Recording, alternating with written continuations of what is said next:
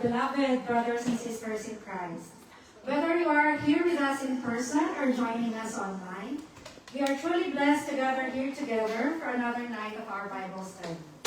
It is always a joy to see familiar faces, and we also welcome the new ones as we come together to seek God's presence and wisdom.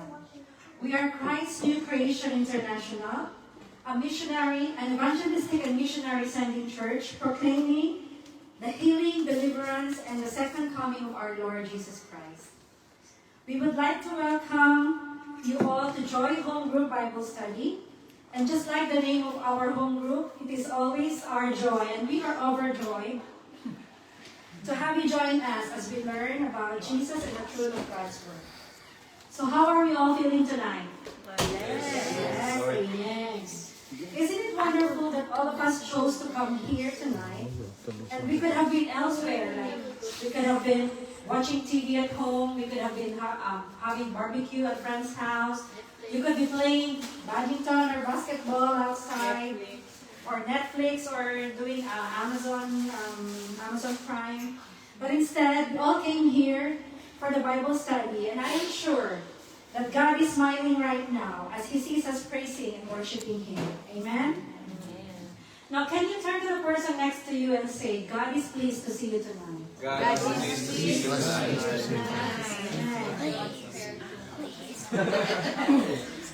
I would also like to mention this Bible verse, Psalms chapter 91, verse 11 to 12.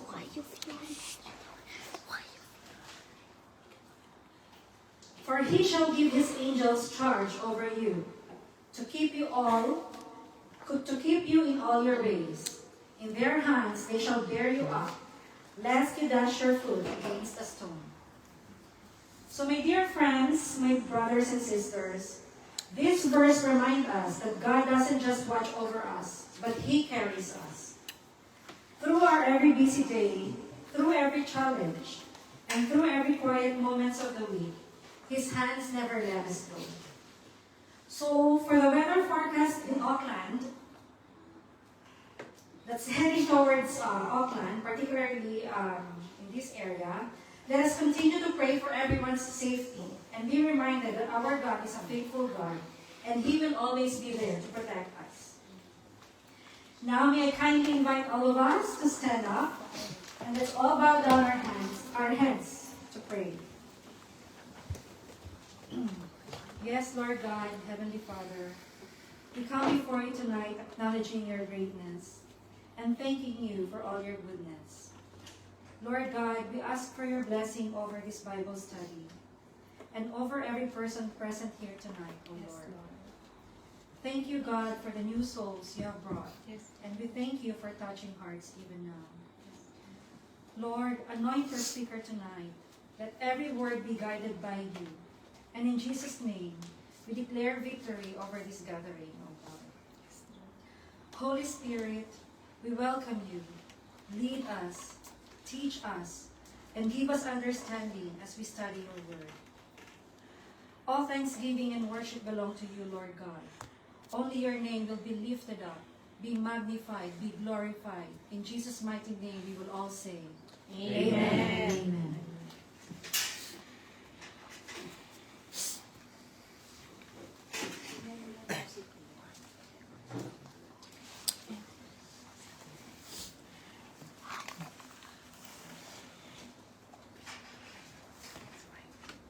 Good evening, everyone. Good evening. First of all, before we begin, I would like to share a warm welcome to our newcomers for tonight. Diane, Caleb, Ethan, John, Jaden, and Sonali and Anil.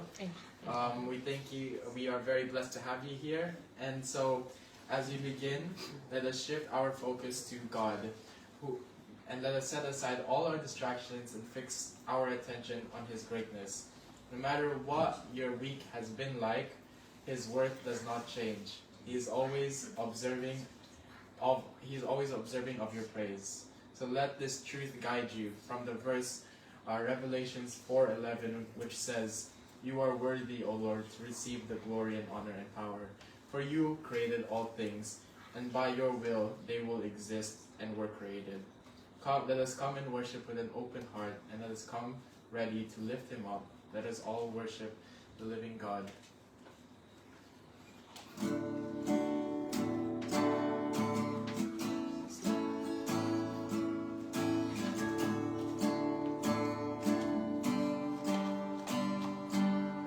And sing, "It was my cross you bore."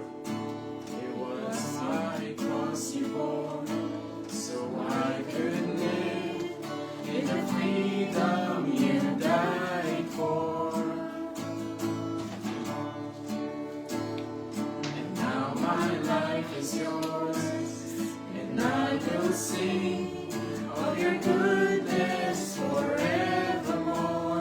Worthy is your name, Jesus. You deserve the praise. Worthy is your name. Worthy is your name, Jesus. You deserve the praise. Worthy is your name. Sing, and now my shame is gone. And now my shame is gone. I stand amazed in your love undeniable.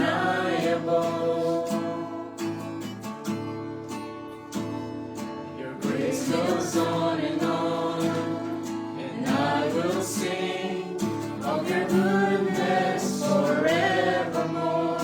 Worthy is your name, Jesus.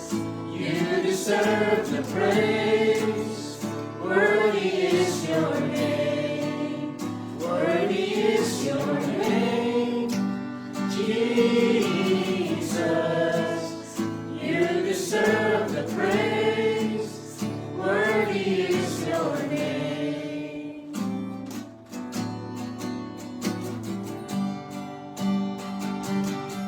Let's declare this to the living God.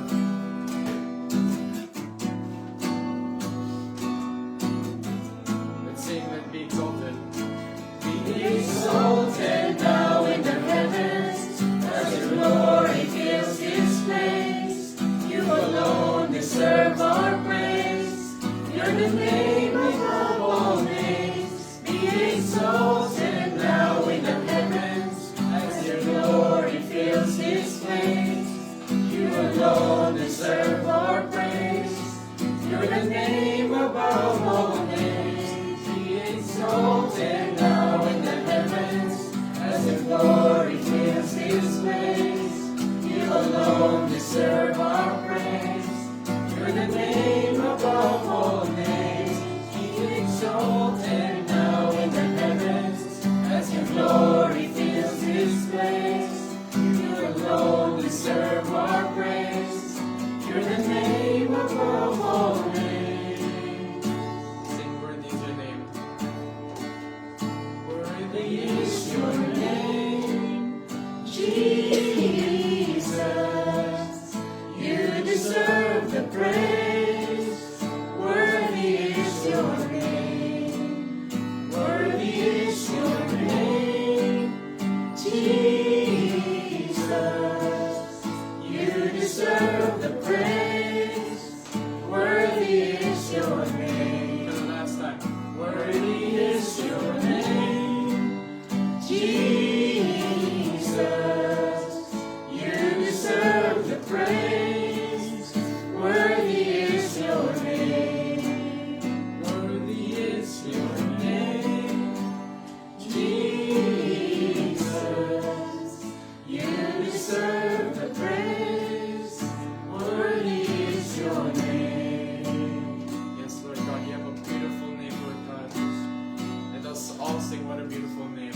What a beautiful name it is.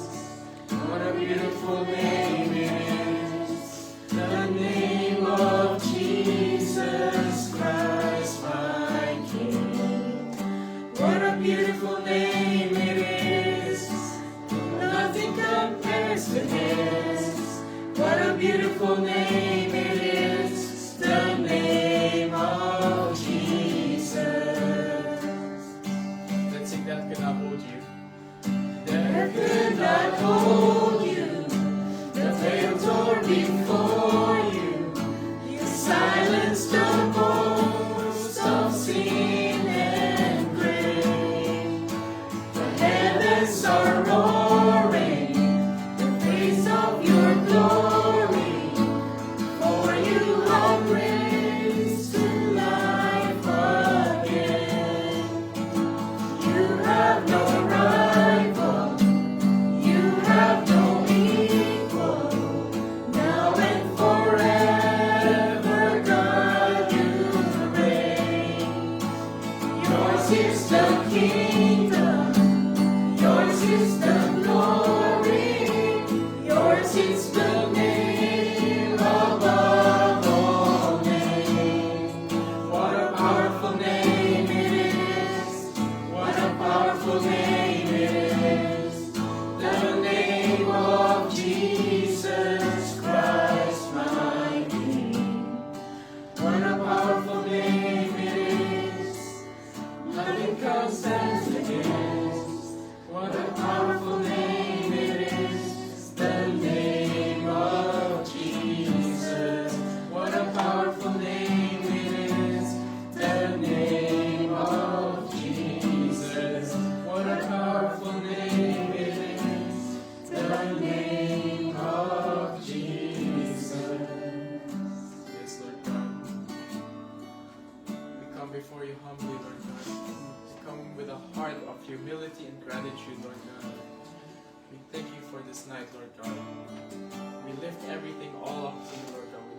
We open our hearts to receive your word tonight, Lord God. We thank you for these new souls that have come to seek your glory, Lord. Lord, I pray that you will open and shine your light upon these new souls' hearts, Lord God. Thank you for this night, Lord God, and I just want to pray for the speakers here tonight. May you anoint their lips, Lord God, to deliver your message tonight, Lord God. May your word be able to touch and pierce the hearts of all these people. Thank you for this night. We give you all the praise and all the glory and all the adoration to your name, Jesus Christ. Amen.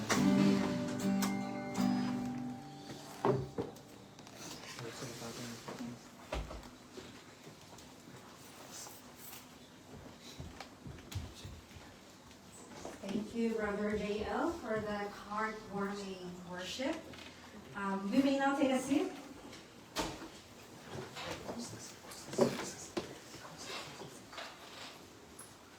Okay, now we would like to open our pulpit for anyone.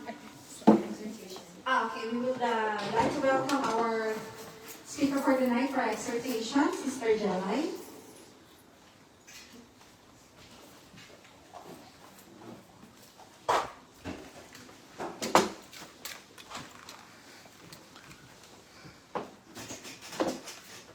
Hello.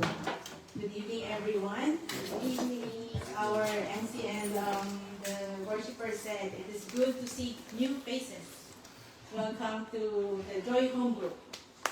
It is our first home group for the year. And looking forward to many, many more by God's grace. Amen. So last night, during our prayer meeting, we were all exhorted through the life of Prophet Nehemiah, through him being prayerful man. So tonight, after Prophet Nehemiah, so tonight let us also be exhorted through the life of Apostle Thomas. So when you hear the name of Thomas, what's the first thing that comes to your mind?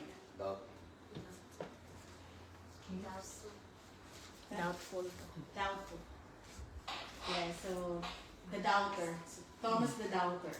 So he became commonly known as the doubting Thomas because of the event in the Bible where he initially doubted Jesus' resurrection when he was told about it.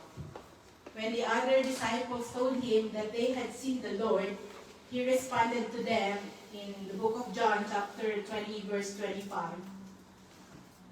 Let's all read the Bible verse. The other disciples therefore said to him, "We have seen the Lord." So he said to them, "Unless I see him in his hands, the print of the nails, and put my finger into the print of the nails, and put my hand into his side, I will not believe." And in verse 26 to 28, and after 8 days, his disciples were again inside, and Thomas with them. Jesus came, the doors being shut, and stood in the midst and said, "Peace to you." Then he said to Thomas, "Reach your finger here, and look at my hands, and reach your hand here, and put it into my side. Do not be unbelieving, but believing." And Thomas answered and said to him, "My Lord and my God." So this event in the Bible became popular, and he was criticized for his doubt. But if you will read the book of Luke, in the chapter 24, the other disciples also doubted at first when they were told that Jesus has resurrected. Yes, Thomas doubted, same with the rest of the apostles. But maybe his doubt was not really about rebellion, but actually desiring for certainty. Because if you will read the book of John, chapter 11, you will see how much Thomas loved Jesus.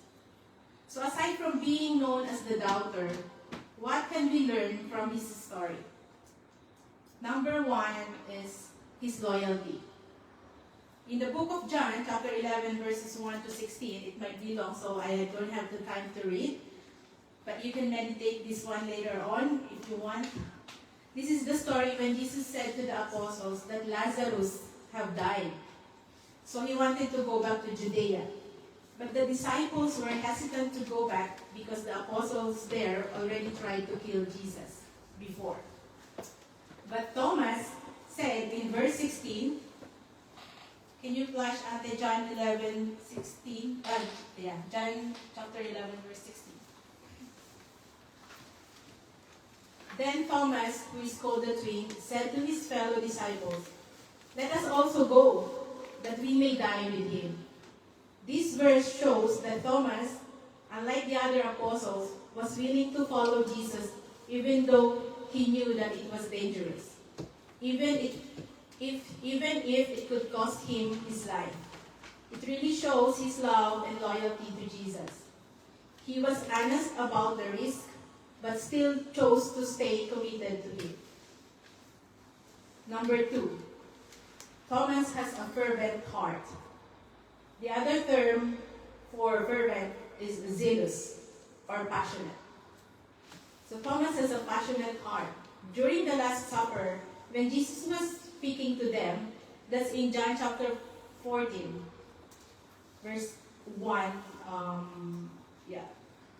he was going away and preparing a place for his followers. Others might be confused and did not understand what he meant. But Thomas, with boldness and passion, asked him in John 14, verse 5, Thomas said to him, "Lord, we do not know where you are going, and how can we know the way?" So because of his boldness and being so passionate and seeking more of what Jesus meant, through his questions, Jesus answers him with a very powerful word that I believe everyone is familiar. In verse 6, Ate, can you flash? Jesus said to him, "I am the way, the truth, and the life. No one comes to the Father except through me." When we are in class, I think even all of us can relate, especially the students here. When your teacher asks you after the class if you have any question, most of you, or us, I'm also guilty about this, we stay quiet. Not because we understand everything, but because we don't want to hold things up. We're already thinking about finishing the class or about going home. So even if something doesn't make sense, we just let it pass. But Thomas was different. He didn't let confusion stop him or pretend he understood when he didn't. He was curious, willing to learn, and bold enough to ask. And because he spoke up, he received an answer. One that even today, as we believers, still hold on to us to that powerful promise. Number 3. But like all of us, like Thomas, he's also human. He was loyal, yes. He has a fervent heart, yes. But when Jesus died on the cross and was already buried, he was nowhere to be found. He is non-attendance or he missed fellowships. That's in the story of John chapter 20. After Jesus' resurrection, he went to visit the disciples, but Thomas was not there. In John chapter 20, verse 24, it says there, "Now Thomas, called the twin, one of the 12, was not with them when Jesus came. It was not mentioned why Thomas was not there when the other apostles gathered. It could possibly be he was still mourning because, like how he loved Jesus. So he did not go with them. Or maybe his absence had a cause. Cause means C-A-U-S-E. But surely his absence also had a cost. C-O-S-T.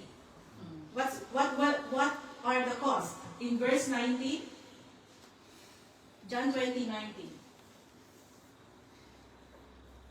Then the same day at evening, being the first day of the week, when the doors were shut, where the disciples were assembled for fear of the Jews, Jesus came and stood in the midst and said to them, "Peace be with you." Thomas missed the Lord's tangible presence, power, peace, and provision.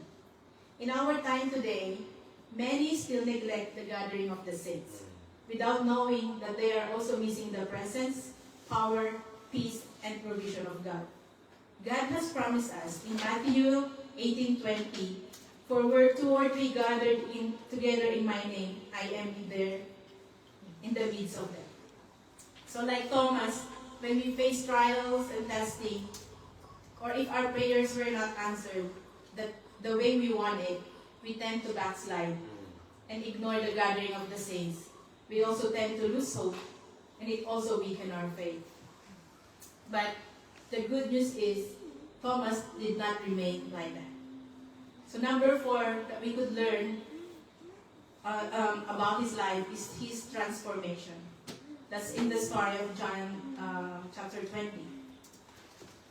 When the other apostles informed Thomas that they have seen the Lord, he did not believe.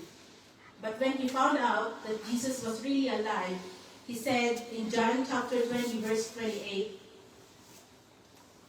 "And Thomas answered and said to him, 'My Lord and my God.'" I believe when he realized that it was really Jesus that's in front of him talking, he got overwhelmed and he acknowledged the Lordship of Jesus. His hope and passion were ignited. And based in the history, Thomas became devoted and powerful messenger of the gospel. He became a missionary spreading the gospel. He first went to Parthia, which is now, the name is Iran. Then he went to India, where he eventually was martyred. From being a doubter, he transformed to being a great missionary. So in conclusion, Apostle Thomas was known for being a doubter, but he did not remain to be one when he encountered Jesus after his resurrection. He acknowledged Jesus' lordship, and his faith ignited him to spread the gospel, and that made him one of the great missionaries. Jesus said to Thomas in chapter 20, verse 29, Jesus said to him, "Thomas, because you have seen me, you have believed. Blessed are those who have not seen and yet have believed." So, my brothers and sisters, Jesus said that we are blessed because even if we have not seen him, yet we believe. Amen. May this be a reminder to all of us to overcome our doubts and fight the good fight of faith, and to always seek a deeper understanding of the truth. And we know that Jesus is the truth. Amen. To God be all the glory.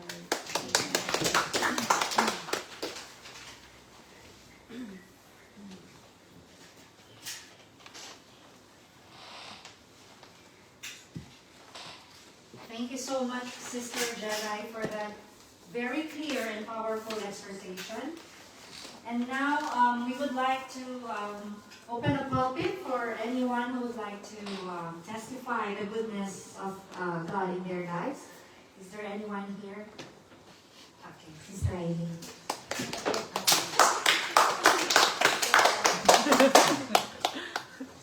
Okay. Good evening, everyone. So many young people here like me, like all of us. This is just a short testimony. Actually, I think God spoke to me last week, but I was, unprepared. But I think my heart is prepared now. So they say that if you surround yourself with 5 people who loves basketball, you'll become the 5th person who loves basketball. Correct? 10 points. If you spend time with people who are committed to exercise, you'll naturally grow to love it as well. Like Catalai, who goes to the gym. It doesn't connect to my testimony. My journey as a Christian began a few years ago. It started with a deep sense of emptiness. Before Google was very famous, you just type it in and then everything is there. There was no chat GPT by then. So I asked the question, what else is there in this world? That hunger led me to seek more, especially the Word of God. I remember longing for sermons that lasted more than 15 minutes, wanting something deeper, something that could truly fill that empty spot in my heart. So eventually, because this is just 5 minutes, eventually I was invited to a Christian church where many of my questions were answered. One verse that stayed with me is Jeremiah 29:12-13. Then you will call upon me and go and pray to me, and I will listen to you. And you will seek me and find me when you search for me with all your heart. So today I stand not by my own strength, but by God's grace. If I relied only on myself, I know I still have so much to learn and experience in His Word. Even now, there are moments when I feel afraid, unsure, or what verses to share, or what words to say, or how to pray for others. So a few days ago, a friend reached out to me. After nearly 10 years without contact, he suddenly called, asking for guidance about his family. I really felt, again, unprepared, but the first thing I did was I prayed to God and asked God to give me the right words, because I knew I couldn't do it on my own. So that night, I spoke with him, and by God's grace, he accepted Jesus as his Savior over the phone. Amen. It was my first time guiding actually someone that way, and it reminded me that Jesus truly came for the lost. So each week we are equipped, strengthened to face both the challenges and victories in our walk. I've also learned the importance of reaching out to our loved ones. No matter how far they are, we live in a time where social media allows us to connect instantly. Through it, we can share not just our own thoughts, but the wisdom and light that comes from the Father. So in Matthew 5, verse 16, let your light so shine before men, that they may see your good works and glorify your Father in heaven. So let us continue in walking in faith, attending Bible studies, Sunday services, and prayer meetings. Let us keep growing together. So, as mentioned by our sister, Matthew 18, verse 20, for where 2 or 3 are gathered in my name, I am there in the midst of them. So if you are here today, the heavens above are rejoicing, because congratulations, you are the 5th person to have chosen Jesus today. Thank you. To God be the glory.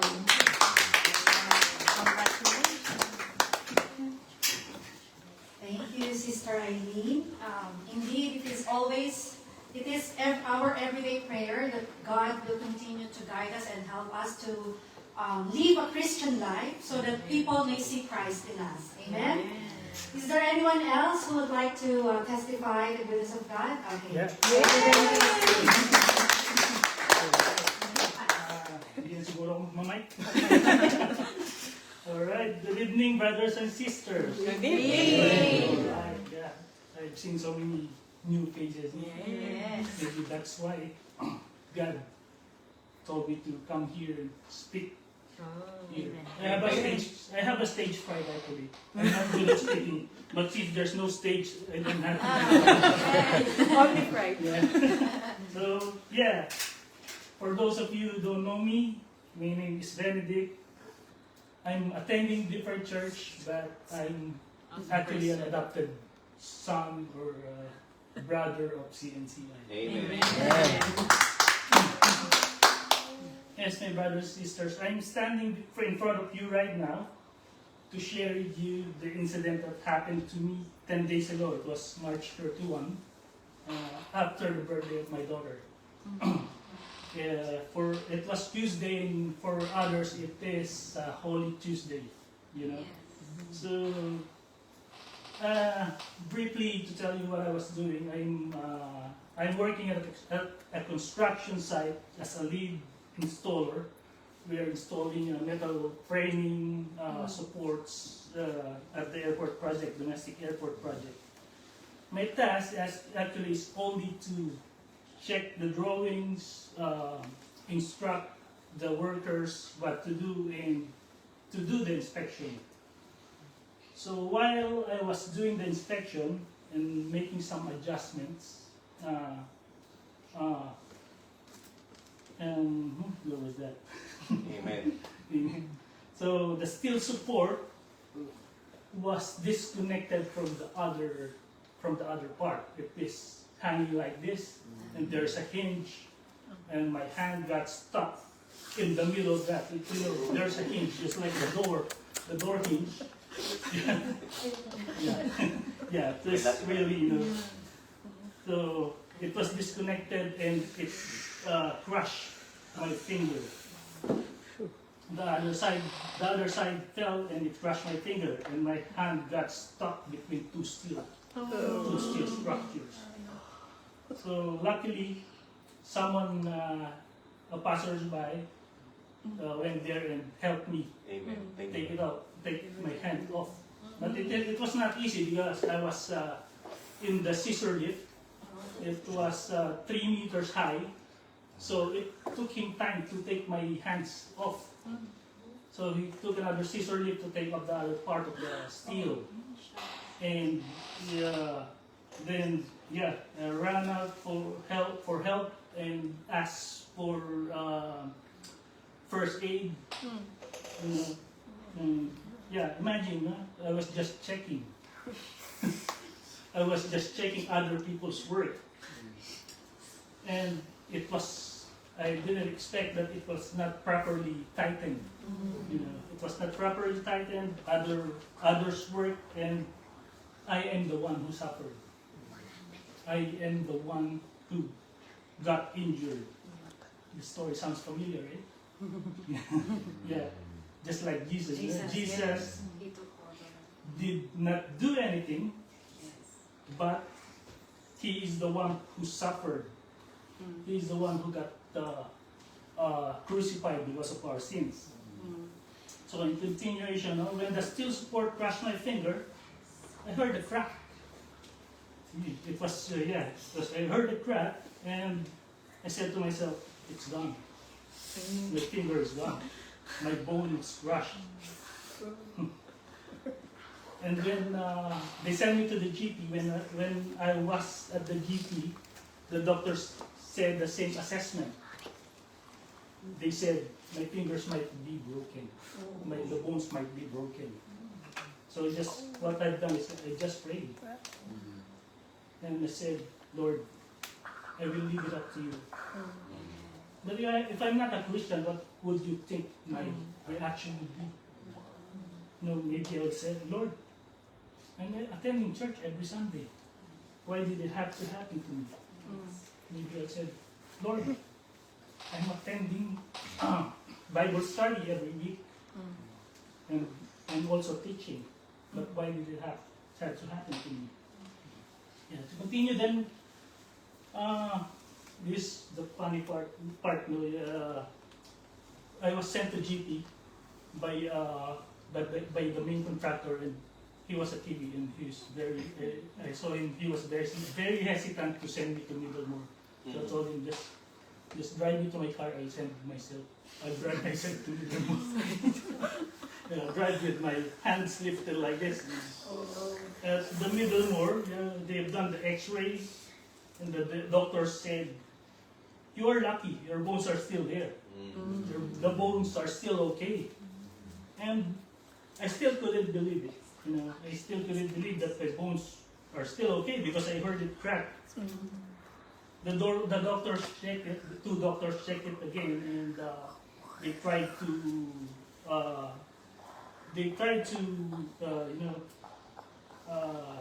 do the surgery without going to the main operating room.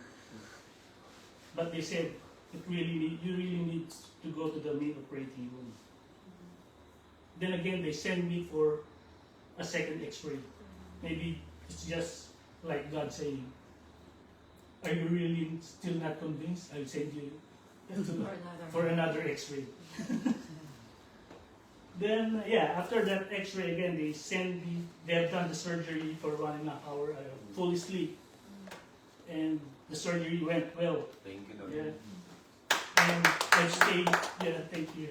Stayed again for the whole night. And the next day, my hands become very painful. Very painful because perhaps anesthesia wear off. Hmm? Then I asked for a pain relievers. I had 2 paracetamols and another 2, which is 2 stronger ones. Then I realized, why should I complain? It was Holy Week, imagine. Why should I complain? I only had fingers which was crushed, which was wounded. But Jesus had more than 100. Yeah. 5 major ones. 2 hands, nailed, feet, and appears on the body. That is because of our sins. And he did not ask for a pain reliever. Amen. And with this incident, I realized that maybe I was also used by God to save other workers from getting injured. I was used by God to save another worker from death. Because imagine it was a 3 meters steel, and it is coming from 3 meters high, and when it fell down from above to a person, it can seriously injure a person, or it can kill a person. So brothers and sisters, God uses people to save people. Amen. And brothers and sisters, you are here right now because God sent you here. Amen. Because God sent somebody to save you from death. Amen. Amen. And one day, you will be that somebody. God bless us all.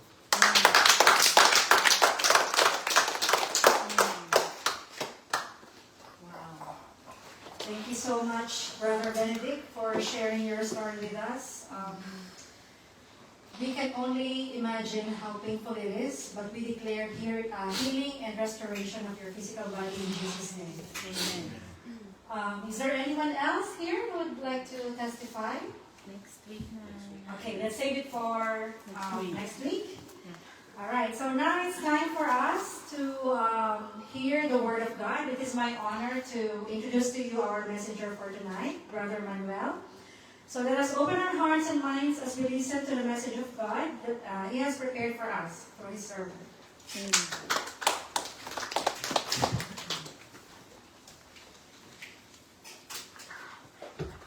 Amen. To God to be glory. has already been Yeah, preach. completed. Preached, you know. It's always good to hear testimonies for us to be stirred up, encouraged. You know, you never know that people who are listening is been going through. So you don't know, people will be stirred up, you know, in Jesus' name. And tonight, allow me to deliver the message that has God installed in my heart. This chapter in Psalms, I remember way back 2020, before COVID, it was being exhorted to us from the man of God from Hamilton. And I remember that those words that he being preached to us, were being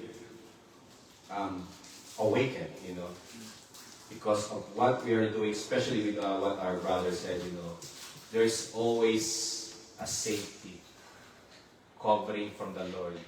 And now I invite you, if you have your Bible, and we will also read through the screen. Let's open our Bible in Psalms chapter 91. So we will read the whole verses.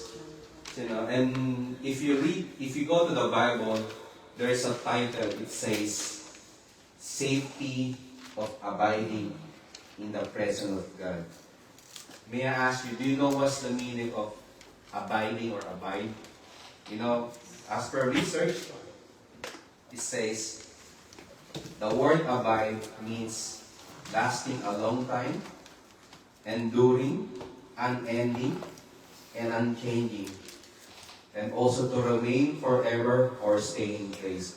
So we will focus from the word of remain, because this is the best and probably the appropriate word describing abiding.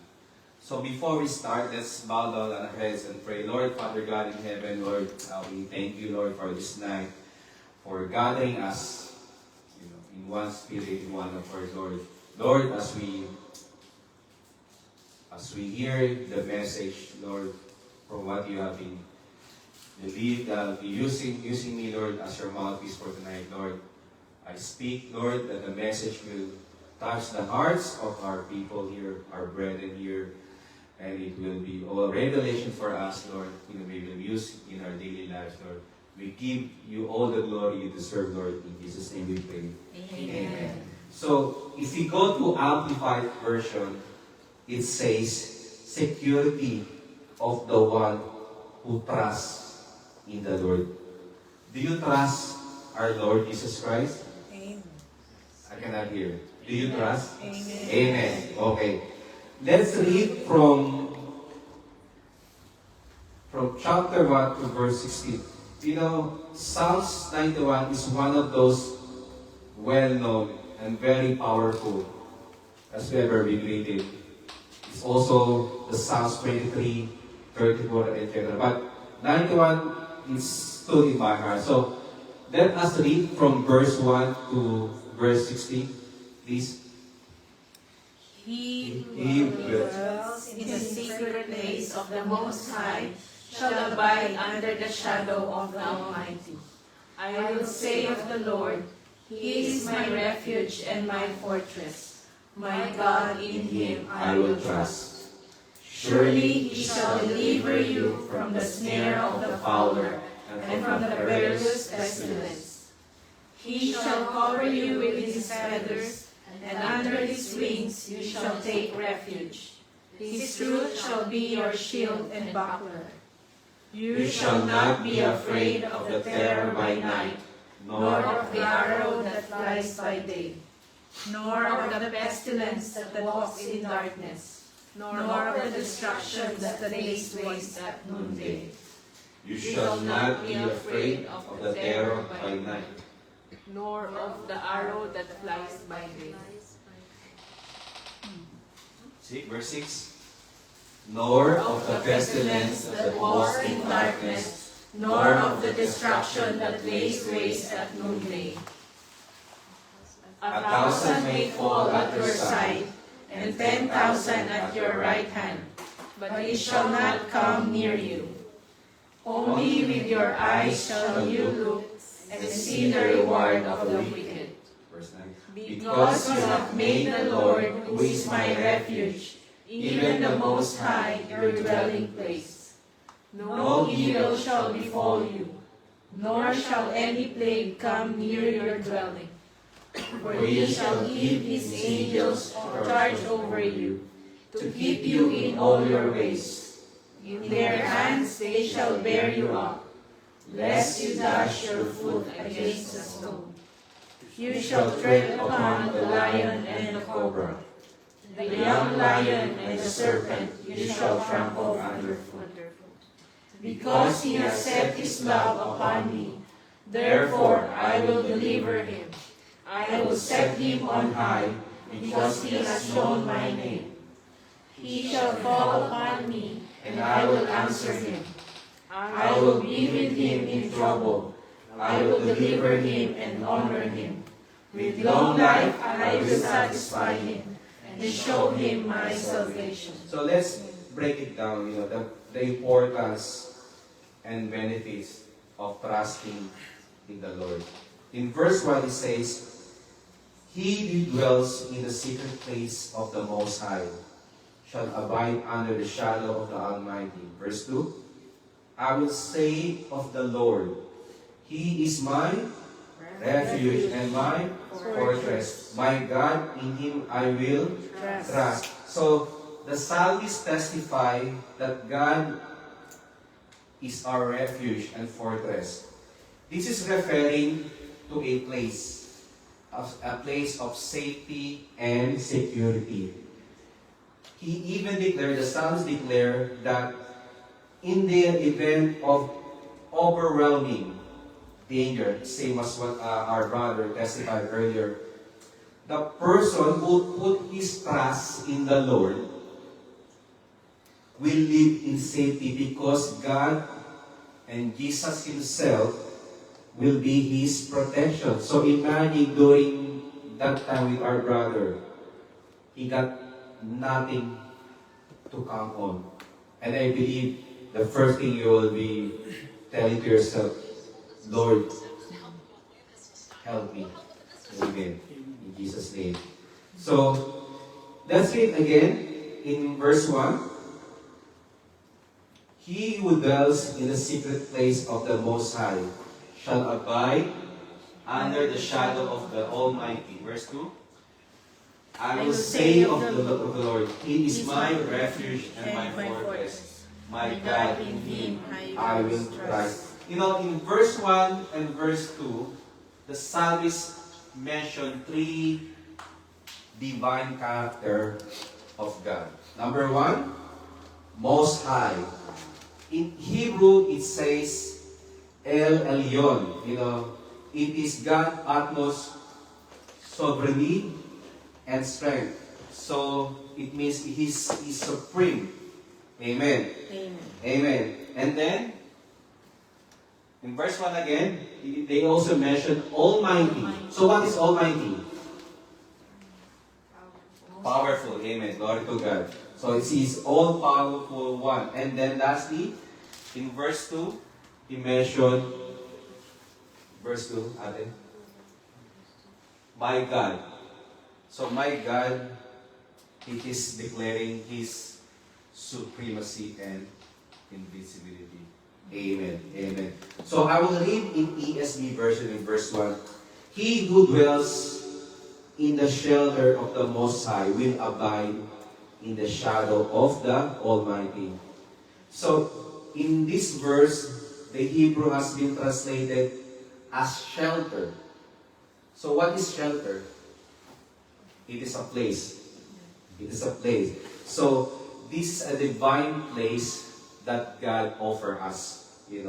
And it says here that if you go to Psalms 27 verse 5, it says, For in the time of trouble, He shall hide me in His pavilion, in the secret place of His tabernacle. He shall hide me. He shall set me high upon a rock. So shelter, this is an unseen place. So when we pray to the Lord, we seek Him in spirit. We seek Him in spirit and in truth. Amen? So, the shelter of the Most High does not guarantee immunity or free from trouble, danger. There will be no threat. It doesn't say it like that. But it does offer the promise of the Lord. What is the promise? That His presence and protection through this, let's say, danger, like what happened with our brother, hardship. Even though we had endured the pain, you can still feel, I believe you still felt the presence of the Lord. Amen? So, we may face danger or persecution, but we know we are safe. We are safe under the protective covering of our supremely powerful God. Amen. We give God glory. Amen. If you go to 2 Corinthians chapter 4, verses 8 to 9, it says, we are hard pressed on every side, yet not crushed. We are perplexed, but not in despair. Persecuted, but not forsaken. Struck down, but not destroyed. Amen. So, Apostle Paul expressed this similar sentiment. So, you see the crossover from Old Testament to New Testament. So, let's say, in our walk in our Lord, we backslide, And if we return again to Him, you will experience the healing or the renewal of strength from the Lord. So, it is similar with the story from the prodigal son, my brothers and sisters, that the Lord will welcome us in His open arms if we manage to go through this stage. I hope you got what I mean. So, once we have back and settled under the Lord, we will also discover the spiritual stronghold to defy our enemies. Next time that the enemy, or next time we will encounter the enemy. So once we manage to overcome, it becomes the Lord will be with us. Amen. So in Psalms chapter 9 verse 9 it says, the Lord is will be a refuge for the oppressed, a refuge in times of trouble. So let's go back to the shelter. The shelter of the Most High is God's promise of protection to allow to all who trust in Him.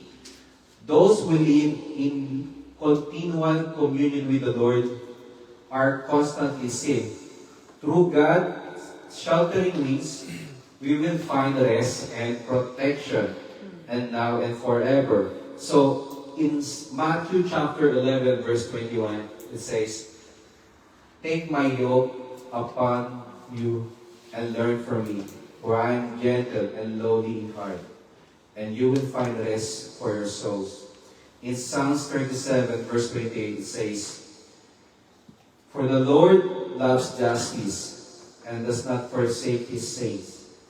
They are preserved forever, but the descendant of the wicked shall be cut off. So, you can see the preservation from the Lord, after, if we have been go through to that situation, circumstance, but rest on you that you will be in His wings, in Jesus' name. Amen?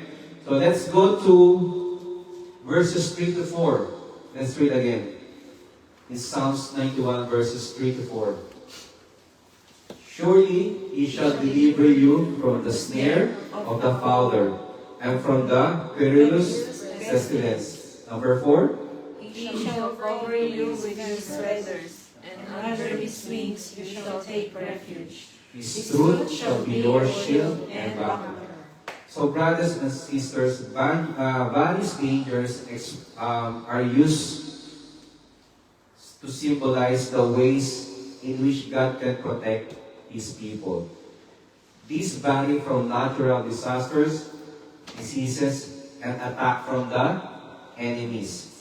Whether those attacks came from night or in the morning. But as a human, we have this natural instinct that we have fear in darkness. You know, in verse 3, can you flash again in verse 3? The scripture portrays Satan as setting traps to catch the believers. You will also find out that Satan will use a trap. Like, in the Philippines, like, there's always a trap and operation. So that's how the Satan deceive people and be fooled. However, in verse 2, if you go back, it indicates that the Lord will not allow His people to succumb to these traps. Those who remain close to Him are in a place of safety against such kind of attack from the enemy. Amen. So at least we are in a better position to survive if we manage to stumble or fall. Amen. Glory to God. So we just need to have God in our lives, in our daily lives, that we need to confess that God is with you every time. That we are going to our workplace or everything in our day-to-day basis, we need to declare that God is with us. Amen. Amen. So while the promises of God do not guarantee, so there is always a guarantee, that a person will never suffer any physical pain, as what our brothers experience. We never talk about this, but it's just so happened that our brother exhorted and testified what happened to us. And I think it's just being linked, and I'm just using you as an example, but I hope you don't mind. That, amen. So, with this physical harm that we have, we still need to trust God, despite of what we have been enduring, this situation that we have.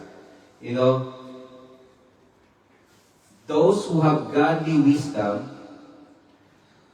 will give themselves a better chance of avoiding disaster. So no matter what happened, when you are carrying the banner of Jesus Christ, or probably you can alleviate, you can declare healing immediately in Jesus' name. So in Proverbs chapter 14, verse 12, there is a way seems right to a man, but it's the way of death. So, let's read it. There is a way that seems right to a man, but its the end is the way of death. So, we need to discern God's vision from all the time. Majority of our circumstances that we are in at the moment are the consequence of the decision we have made from the past. I repeat, those are the consequences we have made a decision from the past. Amen. And that's why we need God. We need God for us to be redeemed. Redeemed from this bondage that we are currently dealing in Jesus' name. In verse 4, can you go back? Psalms 91 verse 4. Okay. The Lord cover us with His wings, and the Lord's faithfulness to those who trust Him. So the word shield,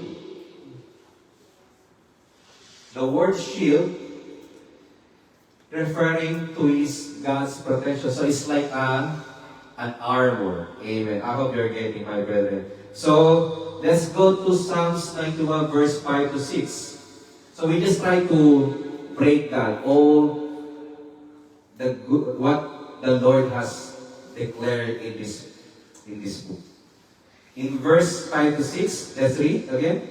You shall not be afraid of the terror by night, nor of the arrow that flies by day, Nor of the pestilence that walks in darkness, nor nor of the destruction that lays waste at noonday. Amen. So, back in the day in Philippines, I think that was in early 90s, we always experienced blackout, brownout shortage, And especially for us living in the rural area. So those days, life was too hard. Life was too hard. And I experienced it as a 90s kid, Most of the time, we don't have light. Sorry, it's too hard for me now. I have speaking English for the whole time. Electricity. So there's no electricity. So we run out of light, and sometimes my parents back in the day, we have this lampshade that we have to use your hand. You have to pump lamp. So anyway, so With gas. so imagine, back in the day, if you're walking in the night, the light, there's no light in the post. Yeah. So there is a risk of danger. So you don't know, you don't have the proper visibility. Back in the day, probably very few people has what do you call this? A flashlight. Maybe some people with a wealthy.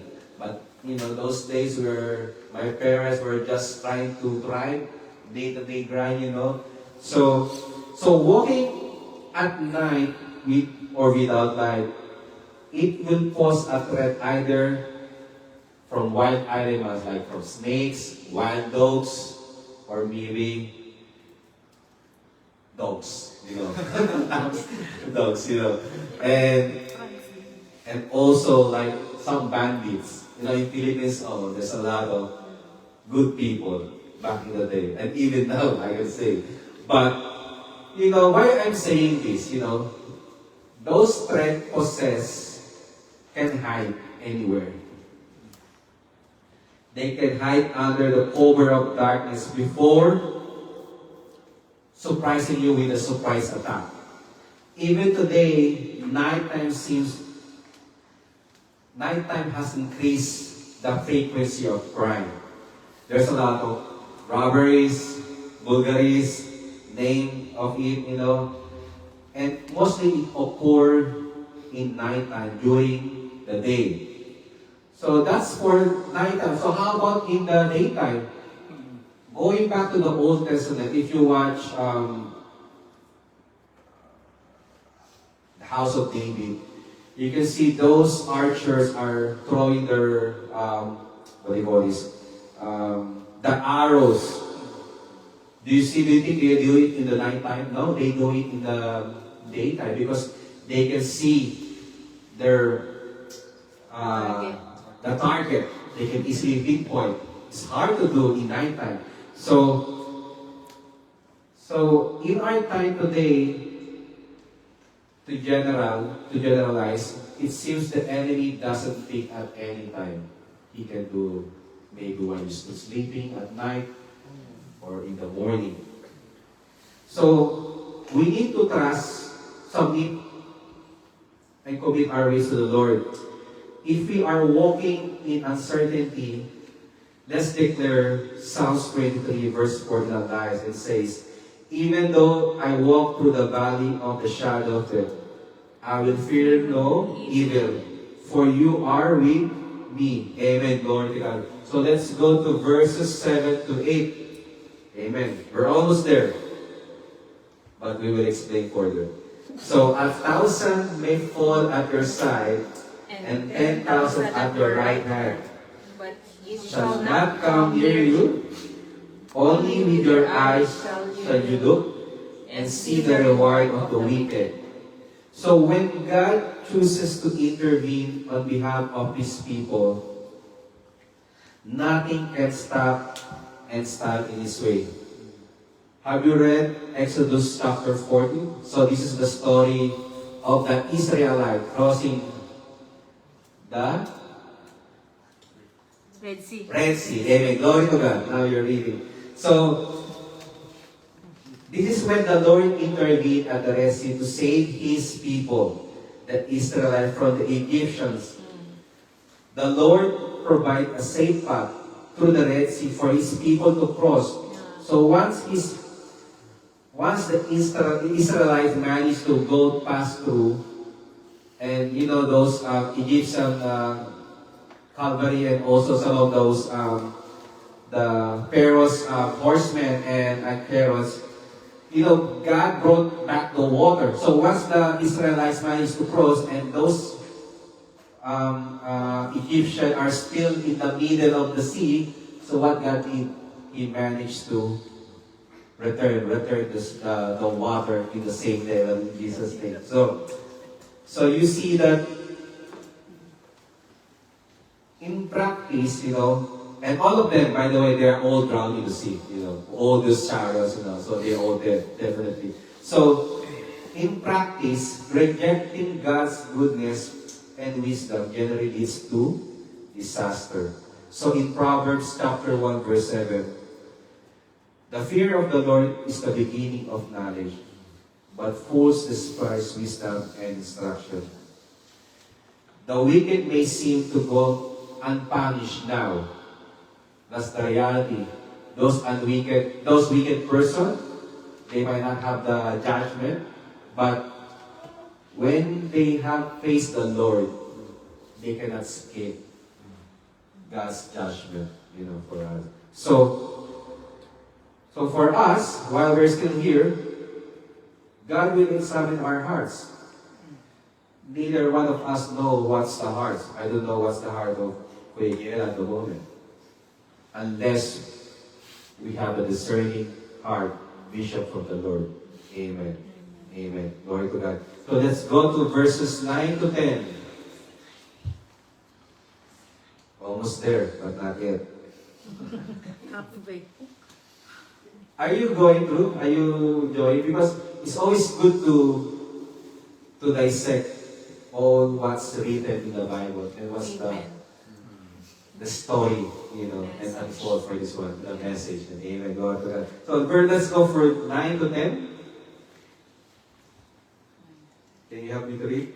Because you have made the Lord, who is my refuge, even the Most High your dwelling place.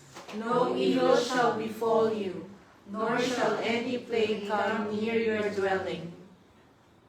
Amen. While safety is absolute, not guaranteed in this life, neither the Bible doesn't say this. Amen. A perfect safe and hardship is part of normal life, especially for those who believe in the Lord. So for us, as a believer of Christ, we are not exempted to this. You may notice that other people are having a good life, but how about us? For us, people who follow Christ, why this is happening to us? We will experience sufferings as we go through this sin-cursed world. In John chapter 16, verse 33, says, "These things I have spoken to you, that in me you may have peace. In the world you will have tribulations, but be of good cheer. I have overcome the world." But, we might undergo this kind of testing and trials in our life, but remember that everything has its own purpose. Why we have to take this course, or why you have to take this route. And remember, there will be always no shortcut, or there's no skip button in this life. God allow us to experience it for eternal good for His own glory. And that will be in Romans chapter 8, verse 28. It says, "And we know that all things work together for good to those who love God, to those who are the called according to His purpose." So those who honor those who honor our living God, by obeying His own word, His wisdom, are not subject to unnecessary dangers. When God is determined to protect someone like us, like every one of you here in this room, as a followers of Jesus Christ, nothing can overturn that safety. So, we need to have a full trust and faith in the Lord, and we need to commit our way. So once we have carried that banner from Jesus Christ, we are in safe place. Believe me, I've been there. Amen. So in Psalms 91, verse 9, let's read again. "Because you have made the Lord, who is my refuge, even the Most High, your dwelling place. To dwell with the Lord implies consistency and faithfulness. We're not dwelling because we are too emotional. We dwell to the Lord because for who He is and what He does to us. Not waiting for in return that He want to. We're waiting for them because that's how we worship the Lord. No matter what the circumstance, we will worship Him because of who He is. Amen. Glory to God. So let's go to verses 11 to, where are we now? 11 to 13. Okay, let's read. For he shall give his angels charge over you, to keep you in all your ways. Verse 12. In their hands they shall bear you up, lest you dash for your foot against a stone. You shall tread upon the lion and the cobra. The lion and the serpent you shall trample underfoot. In verse 11, for He shall give His angels charge over you to keep you in all your ways. The Lord has an incredible ability to protect all of us, all of His people. Amen. Through the ministering angels. So God uses this angel for us to be He's like, look out, in our day-to-day lives. In verse 12 and 13, in their hands they shall bear you up, lest you dash your foot against a stone. 13, you shall tread upon the lion and the cobra, the young lion and the serpent you shall trample underfoot. So the protection of God to His people extend beyond the general deliverance from harm. It also speaks of a general granting of victory of His people, even every opponent as strong as the young lion and the cobra. However, it doesn't guarantee the health and safety of anyone who demands it. In Psalms 73 verses 2-3, but as for me, my feet had almost stumbled. My steps had nearly slipped, for I was envious of the boastful when I saw the prosperity of the wicked. So that's what I'm saying. Sometimes we overlook those other people because of what we have, what they have at that time. However, in real life, that possesses a real danger in life. So it is not God's obligation to keep anyone safe from harm all the time and in all circumstances. We are all given a free will to decide what to do and what's best for us. In Matthew chapter 4 verses 5 to 7, so this is where Satan tried to tempt Jesus, So let's read in chapter verse 5. Then the devil took him out into the holy city, set him on the pinnacle of the temple. Verse 6. And said to him, If you are the Son of God, throw yourself down, for it is written, He shall give His angels charge over you, And in their hands they shall bear you up, lest you dash your foot against a stone. Jesus said to him, It is written, again, you shall not tempt the Lord your God. So what we shall need to do, my brothers and sisters, those who stay near to God and His wisdom are far less likely to suffer those consequences of sin and evil. Hardship and struggle are still part of this life. Difficulty in this life is to be expected. However, nothing can happen outside of God's will and His plan. So meaning, God is still in control. That's why Romans chapter 8 verse 28, what's that one? Romans chapter 8 verse 28. All things work together For good. for those who love God and are called according to their purpose. Amen. So we're almost done. So let's go to verses 14 to 16. Because He has set His love upon me, Therefore I will deliver him. I will set him on high, because he has known my name. He shall call upon me, and I will answer him. I will be with him in trouble. I will deliver him and honor him. With long life I will satisfy him, and show him my salvation. Amen. So it speaks promises and blessings from our Lord God as a believers in Christ who fully trust on Him.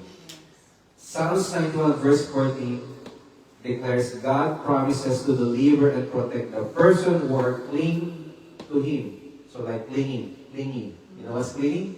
Clinging. Yeah. Amen. So we are being attached to the Lord. Amen. Amen.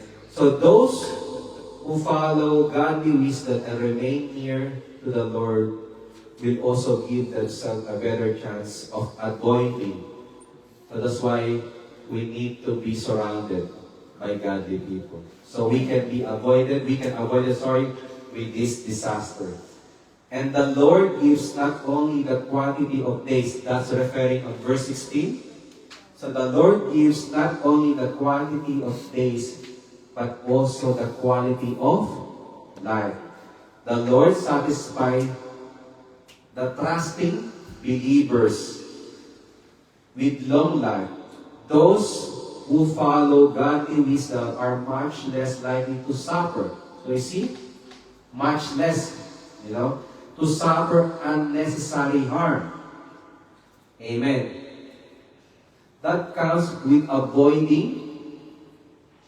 Let's have to avoid these like the unhealthy things.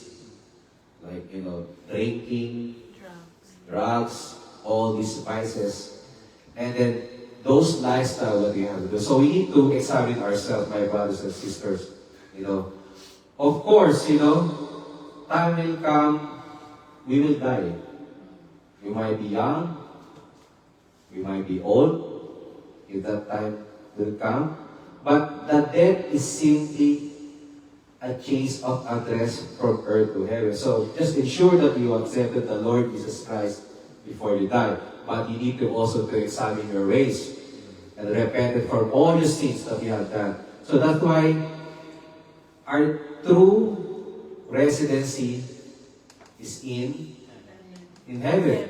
Yes, thank you, Lord, that we might obtain the residency, the permanent residency here in New Zealand, but the ultimate residency and citizenship are in heaven. Glory to God. So, in my conclusion,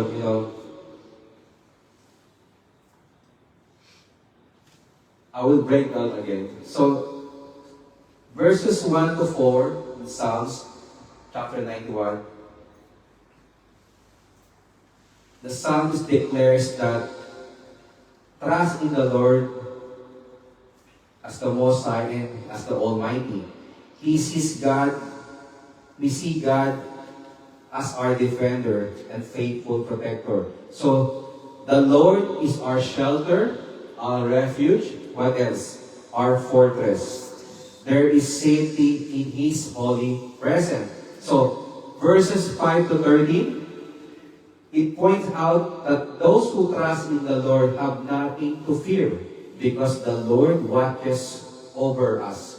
The Lord watches us even though we are sleeping, even though we are sleeping, we are eating, even though we are here now in our Bible study. The Lord watches us what we are doing. Amen. So, and also, trust in God's sovereignty and goodness does not need an absolute. I'm just taking as a summary, as what I've been preaching. Trust in God's sovereignty and goodness does not mean an absolute expectation of safety. So, what does it mean? It is still our free will and choice what we have to do in this life. But we have the option to follow Jesus Christ. Amen. Be surrounded by godly people. Be surrounded by man of God. That's what I would say. Amen. So in verses 14 to 16, it speaks promises and blessing from the Lord, bestows for all of us as a believer who trust in Him and committing our works to the Lord. Amen. So, in Psalms chapter 37, verse 3 to 6, let's read. Trust in the Lord with all. Psalms 37, 3 to 6. Okay, let's read all. Trust in the Lord and do good. Dwell in the land and feed on His faithfulness. Delight yourself also in the Lord, and He shall give you the desires of your heart. Amen. Next. Commit your ways to the Lord. Trust also in Him, and He shall bring it to pass. Lastly, He shall bring forth your righteousness as the light, and your justice as the noonday. In my conclusion, we need to express our trust towards God because this is the source of our safety.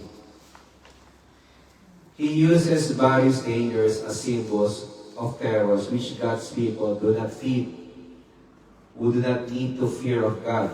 So God uses circumstance and situation for us to be close to Him. So when God moves to protect someone, nothing can overcome that safety. You can see how the New Testament, Old Testament, and that's how Matthew chapter 4 verses 5 to 7 correlates to Psalms 91, and with better understanding, we understood clearly what does the Psalms 91 means, Those who love God and honor Him can count on His provision and protection. Amen. And know that nothing happens with His approval. We see that it does not give an absolute promise for every believer in every circumstance. So sometimes we will still encounter those circumstances that gives us very overwhelming for us to, and probably hard to comprehend, my brothers and sisters. But remember, God has a promises to us. Those beautiful promises of God's protection, comfort, and care that are specifically received and applied in believer by the Holy Spirit. So, through the Holy Spirit, our strength has been renewed after dealing or undergoing these circumstances and challenging times. Building a deeper connection with our Heavenly Father and further anchoring our trust in His name equip us. So, let's be grounded by the Word of God in our everyday lives. We are still living under the grace of our Lord Jesus Christ. What does it mean? So, Jesus Christ, God gave us a free will for us to decide. And sometimes, when we undergo tribulation, sometimes we don't know how to fully comprehend, neither understand why we need to go through this hardship in life. What I can say, we can always go and look to the cross. Go what the Lord Jesus Christ done for us. Died, His body has been bruised, and He was being crucified and died. So sometimes, as what our brother, I saw his post, you always go back to the cross. And whatever you are going through, let's say you have an accident or someone in your family died, you always go back to the cross. Amen. So God is offering us the gift of life. However, we just need to live under on His terms and conditions. Amen. So I hope we learned something from this tonight's Bible study. And I invite you everyone to stand up. And let's close this with a prayer. Yes, Heavenly Father, Lord, we give glory. We give you praise, Lord. We thank you, Lord, for the understanding, the message that you've delivered to us, Lord. To trust in you, Lord, no matter what circumstances, Lord. And there's always a comfort from you, Lord. If my may fall, you will be always there for us, to comfort us, Lord. To redeem us, Lord. And Lord, we thank you, Lord, for everything that you have done on the cross, Lord. For us, for saving our sins, Lord. For dying, Lord, instead of us, Lord. You have taken that place, Lord. Lord, as we close tonight this Bible study, Lord, as we go out to this room tonight, Lord, and as we go back home, Lord, allow us that this word that's being planted in our hearts to grow spiritually, Lord. Lord, we pray, Lord, that we will have the hungerness, Lord, to seek your word, Lord. We will also pray that we will live accordingly, Lord, what you have been written in this Bible, Lord.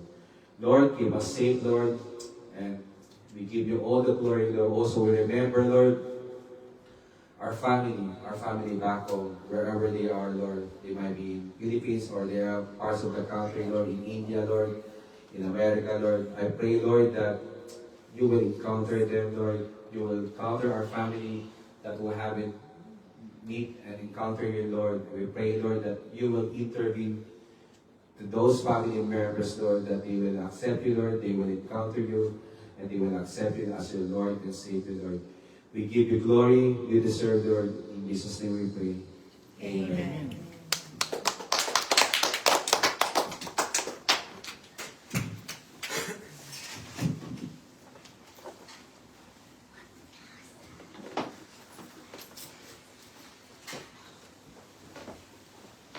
Thank you so much, Brother Manuel, for that clear and enlightening message and delivery of God's Word. So let me just very quickly highlight the key takeaways from tonight's preaching.